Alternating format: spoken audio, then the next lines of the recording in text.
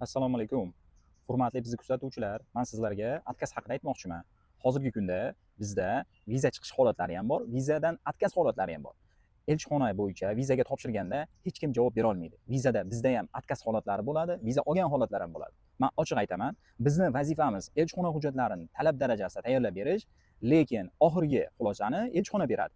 Misol uchun, Schengen vizasiga mana shu yaqinda 10 ta odam topshirgan bo'lsak, shulardan 7 tasi viza oldi muvaffaqiyatli, shulardan 3 tasi отказ ham oldi. Lekin bu o'zini sabablarini ko'rsatgan, misol uchun bank hujjati yoki moliyaviy yetishmovchilik yoki suhbatga to'g'ri javob bera olmaganligi uchun отказ bergan. Ana endi undan ham boshqa sabablar bo'lib turib, indamasdan ham отказ berishi mumkin. Ya'ni istoriyasi yetishmasligi uchun yoki ishonmaslikdan ham отказ berishi mumkin. Откazga hech qachon masalan viza chiqishiga garantiya berib bo'lmaydi, отказ bo'lishi ham mumkin. Bizda ham откazlar bor, viza chiqqan holatlar ham bor. Shuni ochiq aytayapman. Hech qachon vizadan garantiya kutmanglar.